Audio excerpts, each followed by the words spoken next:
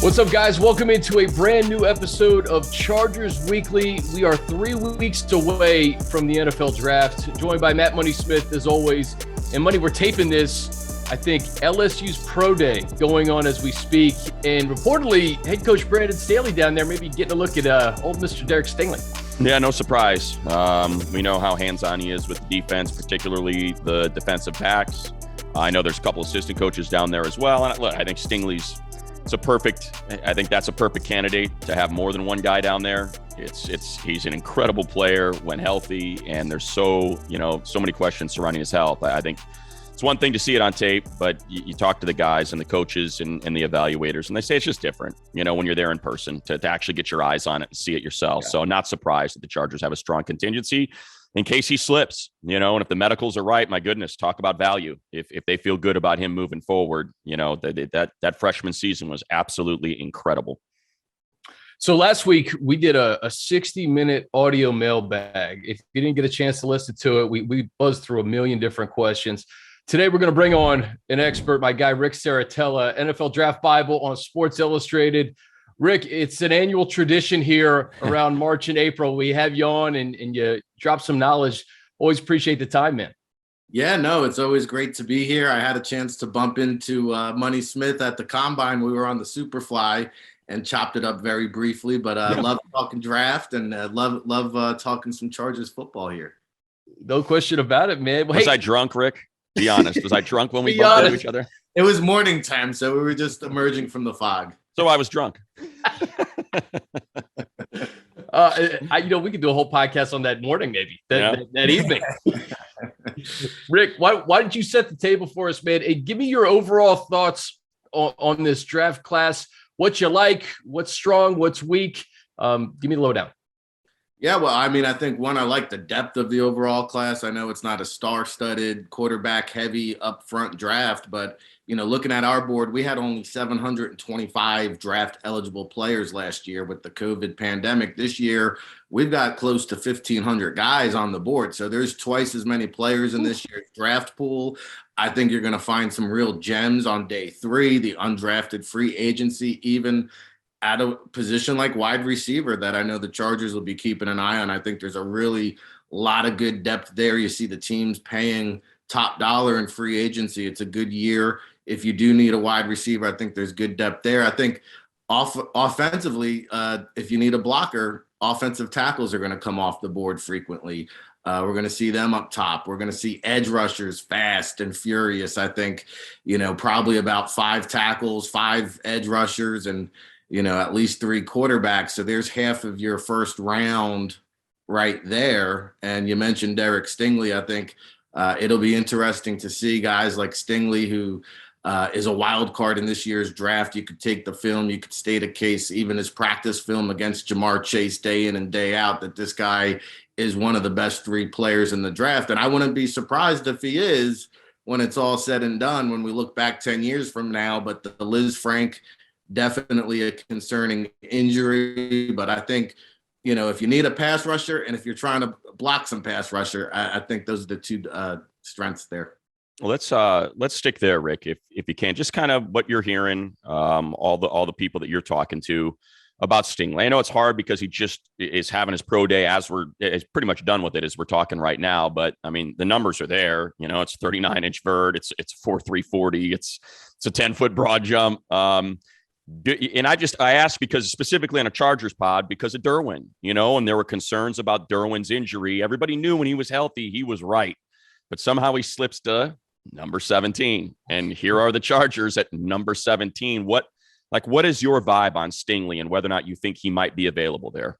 It's fascinating because I've heard everything from he could be gone in the top 10 or he could be around hanging out on day 2, depending on how that pro day goes.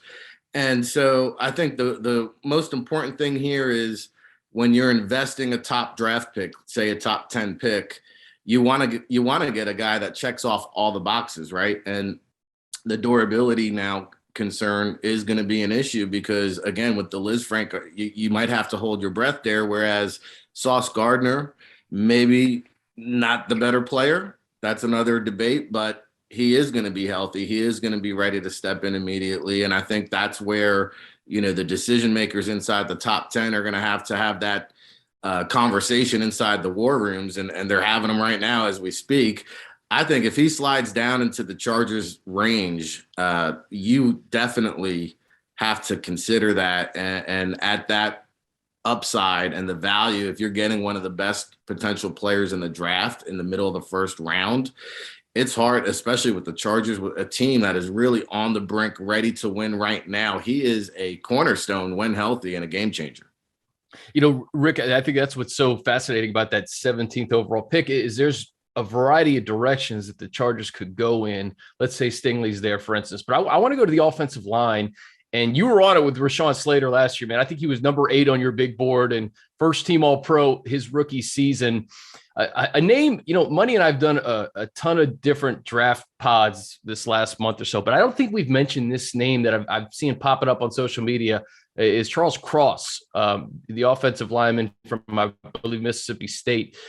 What can you tell me about him? And if the Chargers can get the right tackle of the future to pair with Rashawn Slater on the other side for the next decade plus, that may not be a bad way to go at 17.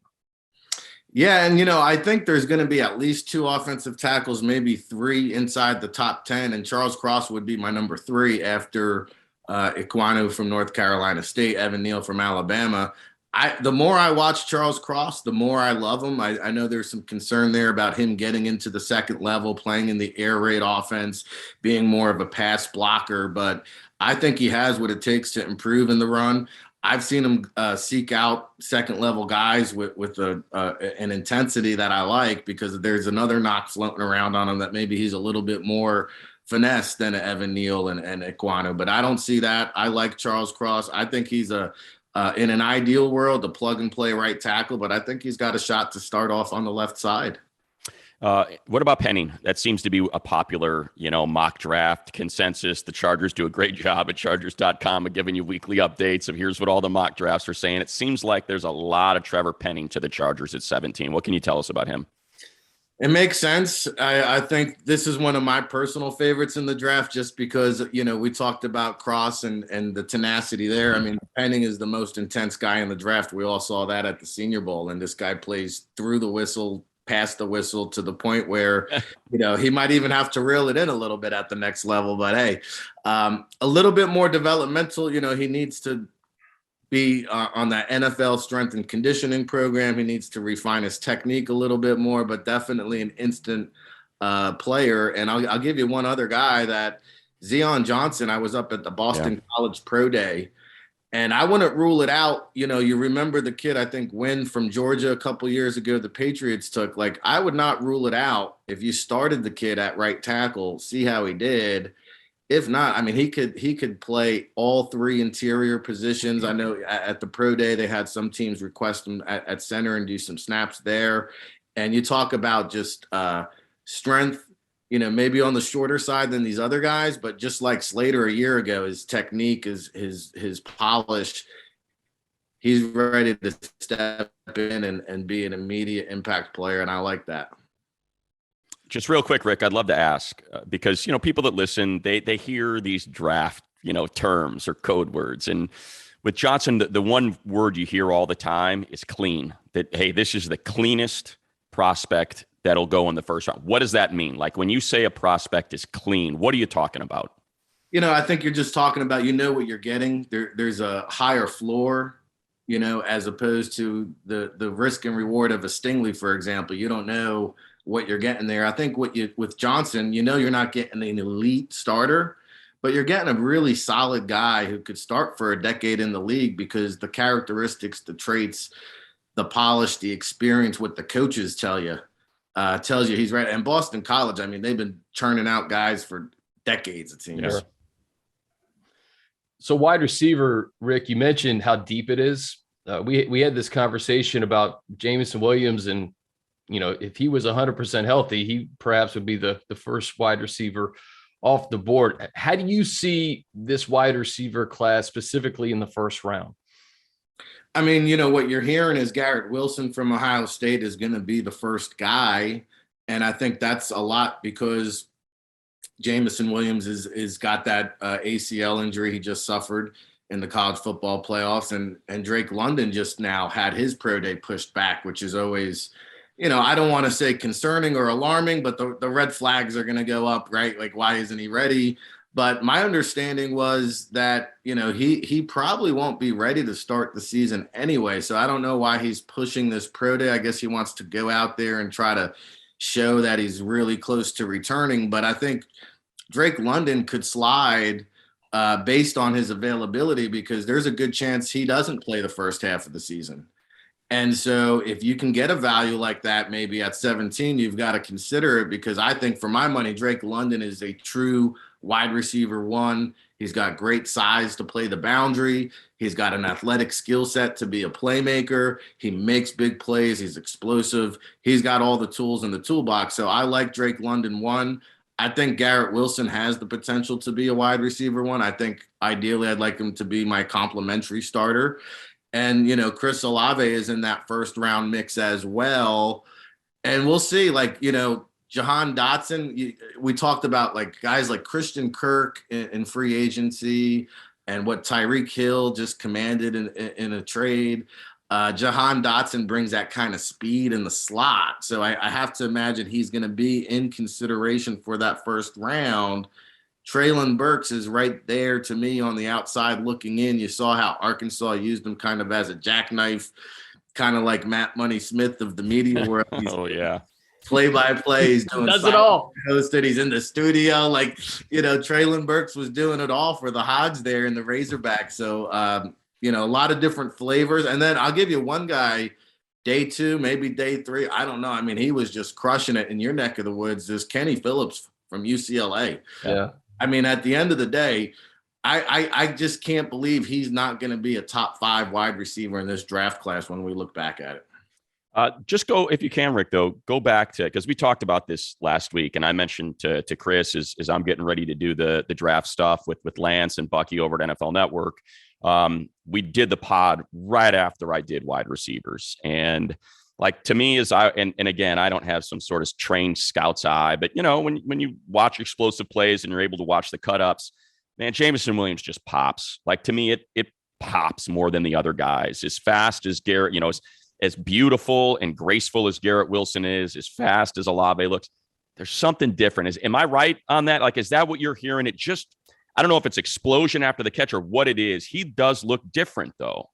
Yeah, and I think there's a couple things. One, the late bloomer effect, and then 2, the injury is, it's usually they can bounce back faster from these injuries, but by the time they get 100%, it's really that second season that they're really right. Back to that full speed. So I don't disagree with the assessment. I mean, I think if you put on the film, just like we alluded to at the beginning of the segment, he probably would be wide receiver number 1. But it's just a shame that injuries do dictate when you're again trying to check off all the boxes with the first round pick, and teams get a little bit leery and hesitant when injuries are involved, especially when it's so fresh. It's the last right. thing we saw. It's the last thing on our mind. So it's really nothing about a talent level. It's just more of a durability or coming off the injury rehab process. Rick, could you make the case for the Chargers trading down? They don't have a second round pick because of the Khalil Mack trade. And I hear you talk about the depth at wide receiver and offensive line and edge rusher.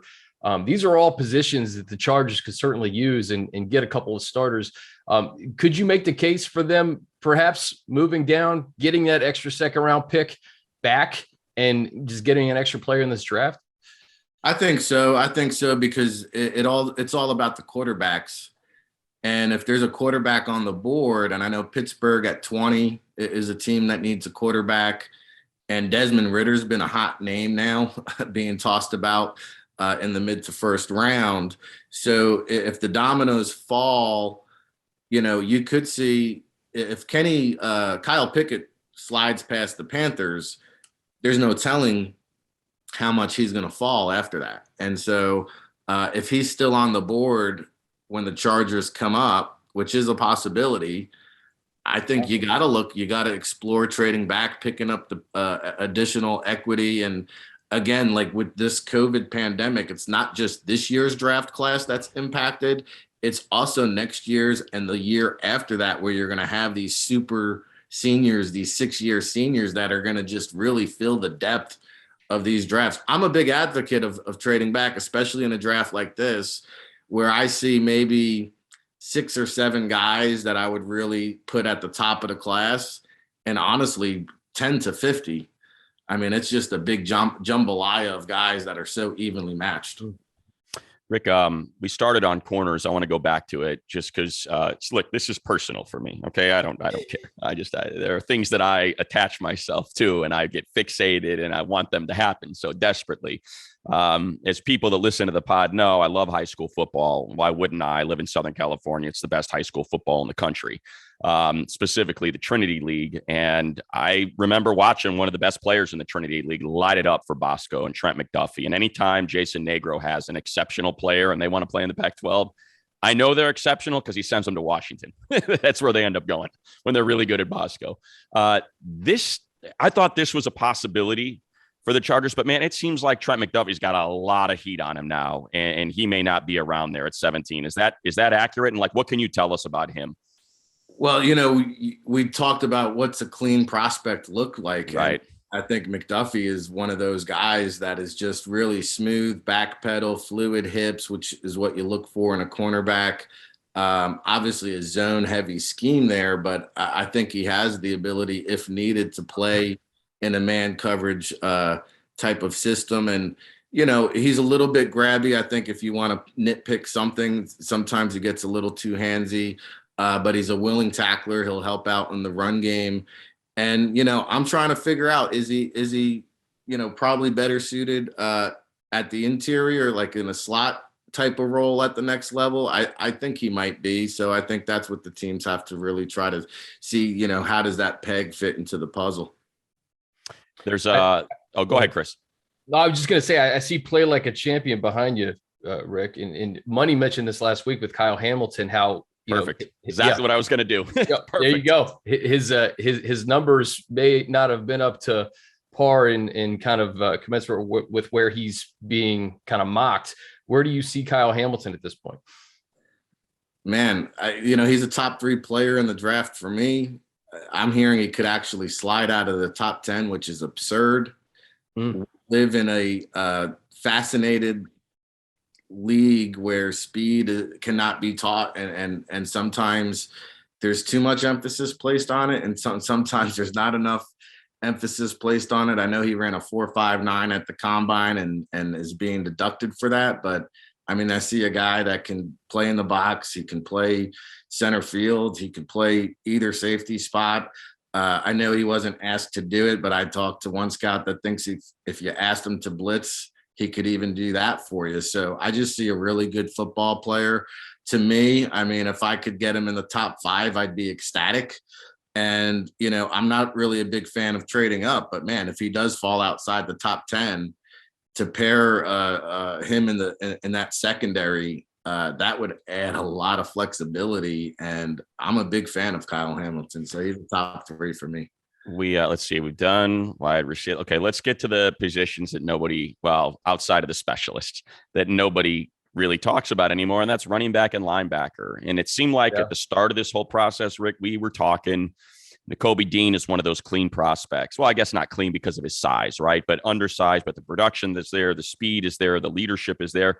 And the other one that's really surprising to me, and again, it's my West Coast Pac-12 bias, and I'm hearing Devin Lloyd is like a Fred Warner clone, and now I'm seeing him slide into the 20s. Like, what's happening with those 2 linebackers that when this whole thing started, it seemed like we're in the conversation for top 15. Now we're seeing them maybe not be day 1 picks.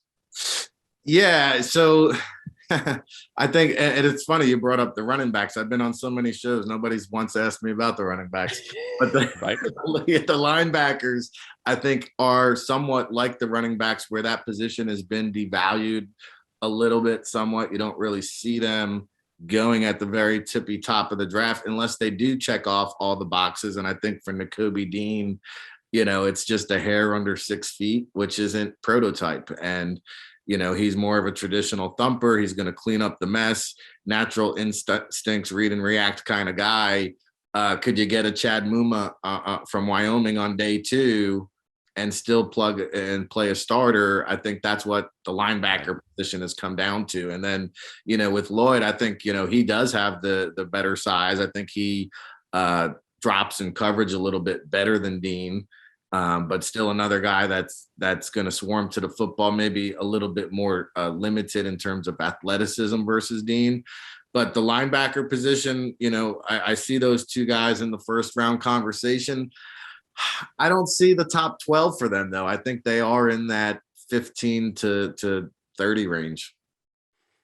And what about the running backs? Yeah, those running backs, Rick. Yeah, the running backs, right? I think someone's gonna find a way to find a home for Breece Hall in round one. I just think that I've been doing this long enough when we talk about checking off the boxes, and when you have a guy that's 6 foot 200, runs the 4.4, leaps 40 inches, has the crazy production on film, I think he can do just about anything that you need him to do in terms of being a featured running back. And let's be honest, we're not asking him to be a bell cow. There's only a handful of those guys. But I think if you're looking at somebody to touch the ball 15 to 20 times a game, Breece Hall can do that, and he can give you a lot of value, 5 yards a clip. So I think I like him in the first round mix.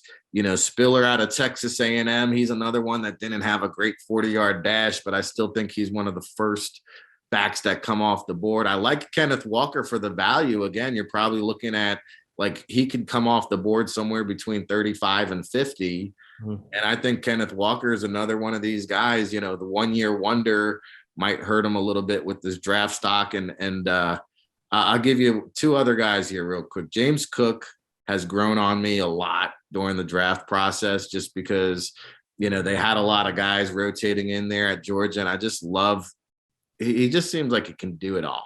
And I like what he brings to the table. So I think he's going to slide up there. And then, my late round guy up here in the Northeast out of Sacred Heart, Julius Chestnut. I'm just a big fan. He reminds me of Ramondre Stevenson. He's got the same size, speed, dimensions. Nice. Former Walter Payton finalist. He lost out to Cole Kelly there. But Julius Chestnut, if you're looking for a late day 3 surprise at the running back position. Rick, we'll get you out of here on this, man. You said it at the beginning. The Chargers feel like they're on the cusp. They did some damage in free agency. It's first week of April. At 17 overall, who do you think would make the biggest impact in an effort to get this team to the playoffs and beyond? I guess in a way, this conversation has come full circle, right where it began, because I'm a big believer that you got to go for broke. And I do think Stingley is the one guy that can slide and be the difference maker. And if he's on the board, which I think there's a 50, I'll put it at 50-50 chance that Stingley's on the board. Take it. And I think you got to pull the trigger, because that is a cornerstone when healthy that you can build around and will be a face of your franchise. There it is. Derek Stingley. Who's money? Traylon Burks? Are you the Traylon Burks of media? Do you stand by that money? You like that? No, I don't put that on Traylon Burks. My goodness, the guy's got to get drafted in the first round. You don't want to put that stink on him. Rick, give me another I appreciate the sentiment. Give me a first round comp to money. We should, he's more like a Kyle Phillips. How about that? A top player. There we go. I'll take it. I'll take a Pac-12 guy. Absolutely. Rick, you're the best, brother. I love doing this. I think it's been like 4 years running that you've done this with us. So always appreciate the insight, man. And hopefully we'll talk to you soon. Very cool. Appreciate the time, gentlemen, and I'll see you on the road. Absolutely. Love it. Big. That's going to do it for us. No, go ahead. Say big run for Rick, getting the Sports Illustrated love for the NFL Draft Bible. Awesome coverage. Be sure to check it out there. Dude, I go to si.com every day. Love the coverage over there. Yep. The big board is up. It's live, and it looks great, brother. I appreciate all your time. For sure. All right, guys, that's going to do it for us. We have jam-packed next few weeks. All NFL draft from Matt Money Smith. I'm Chris Hayre.